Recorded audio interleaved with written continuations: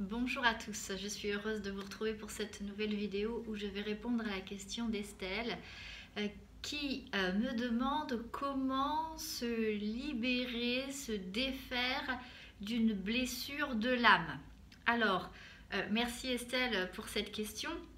Avant d'y répondre, je voudrais, pour ceux qui ne savent pas de quoi nous sommes en train de parler, repréciser qu'il y aurait 5 blessures de l'âme qui ont été mises par écrit dans un livre très facile à lire et que je vous recommande de Lise Bourmeau qui s'appelle Les 5 blessures qui empêchent d'être soi-même.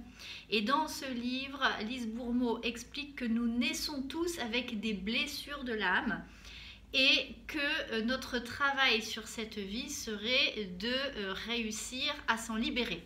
Et donc Estelle a lu ce livre, elle a identifié ses blessures de l'âme et elle voudrait savoir maintenant, une fois qu'elles sont identifiées, qu'est-ce qu'elle fait avec. Alors,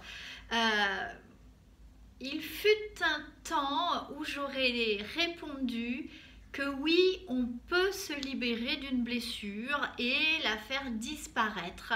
Il y a quelques années, je vous aurais peut-être tenu ce discours en vous disant, voilà, en faisant telle technique, tel procédé, en allant voir l'enfant intérieur, en faisant tel type de méditation, un peu d'hypnose, voilà, on arrive à pardonner, à avancer, etc. Oui, on peut soigner une blessure.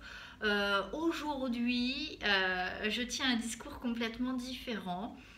Parce que nous naissons tous avec ces fameuses blessures de l'âme, donc moi-même j'en ai certaines, et je les ai travaillées, croyez-moi que je les ai travaillées de la façon la plus poussée, avec tous les outils qui m'est nécessaire, enfin qui me sont connus et que je maîtrise parfaitement bien. Ce qui me permet aujourd'hui de vous dire avec certitude que je ne pense pas qu'on puisse guérir une blessure complètement.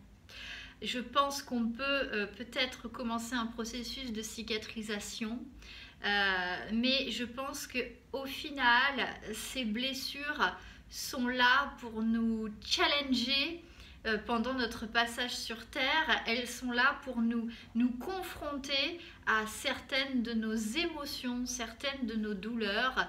Et pour moi, le but aujourd'hui, ce n'est pas comment la faire disparaître, mais comment je peux vivre avec, comment je peux vivre cette vie sans que ces blessures ne me fassent continuellement souffrir. Et donc, aujourd'hui, je suis intimement persuadée que notre but, enfin ce qu'on doit faire avec ces blessures, c'est non pas de s'obstiner et de chercher à les gommer et simplement à les faire disparaître, mais vraiment comment j'apprends à vivre avec elles. Alors, comment faire? Effectivement, c'est pas si simple que ça. On est bien d'accord, il y a un travail, c'est comme tout, il n'y a aucune magie dans ce que je vous dis. Tout demande un travail, une introspection. La première des choses, ce serait déjà, pour ceux qui n'en sont pas encore rendus là, c'est d'identifier quelle est la blessure, ou les blessures d'ailleurs, parce qu'on en a plusieurs, dans lesquelles on se reconnaît. Réussir à comprendre son mécanisme, pourquoi, quels sont les événements qui les ont déclenchés.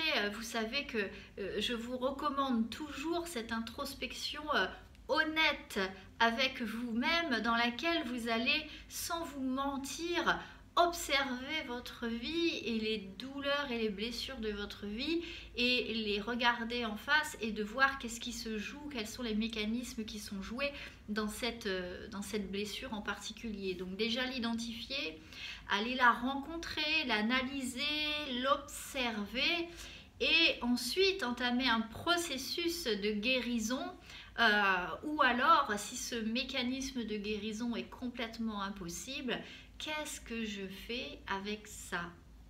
Voilà, comment je peux vivre avec cette blessure pour qu'elle ne devienne pas handicapante pour moi. Et il y a plein de façons de faire en sorte qu'elle ne soit plus handicapante. Il y a plein de techniques à utiliser. Moi, je vous recommanderais toujours la méditation, bien évidemment, ou l'hypnose ou l'auto-hypnose, parce que ce sont vraiment des outils extraordinaires, faciles à utiliser et qui donnent des résultats exceptionnels. Mais je dirais, c'est aussi avoir ce regard lucide et de se dire que peut-être l'enjeu n'est pas de la supprimer, mais d'apprendre à la maîtriser et à mieux la gérer dans sa vie de tous les jours. Parce que peut-être que vous allez réussir à un instant T, à un moment donné, à travailler une blessure et vous aurez cette sensation que vous en êtes complètement libéré. Et puis les années vont passer et puis il va se passer quelque chose et là vous allez vous dire « Ah non, c'est pas vrai, c'est de nouveau cette blessure qui est réactivée, mais pourtant je l'avais travaillée, je m'en souviens, c'était nickel, ça fait des années qu'elle ne s'est pas pointée et là, bim, elle revient pour X ou Y raison. » Et donc du coup c'est comment je fais quand elle repointe le bout de son nez pour réussir à ne pas rester bloqué dessus et à avancer.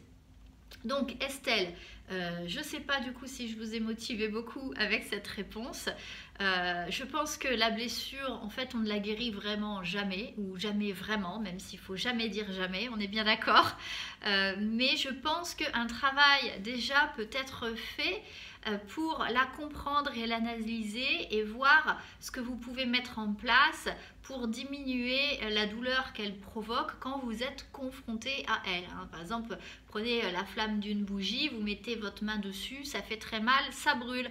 Oui, par contre, si vous mettez un gant qui résiste au feu et que vous mettez votre main dessus, la chaleur, vous ne la sentirez pas tout de suite, on est bien d'accord. Donc, vous pouvez utiliser ces astuces pour vous protéger de la douleur qu'elle occasionne. Voilà, en fait c'est la première fois que je réponds à une question en ayant l'impression de ne pas vraiment avoir donné de réponse ou alors d'avoir donné une réponse un peu, comment dire, pas très encourageante, mais comme à chaque fois dans ce que je vous dis, c'est ma vision des choses, c'est mon expérimentation de la vie et des blessures en général. Et ma foi, vous prenez ce que vous voulez prendre dans cette réponse et vous balancez tout ce qui ne vous intéresse pas. En attendant, n'hésitez pas à partager, liker, commenter cette vidéo pour m'aider à augmenter mon référencement sur les réseaux sociaux. N'hésitez pas non plus à m'envoyer vos questions, j'adore prendre du temps pour y répondre. Et moi, il me reste à vous souhaiter une excellente journée. Prenez bien soin de vous et je vous dis à très bientôt.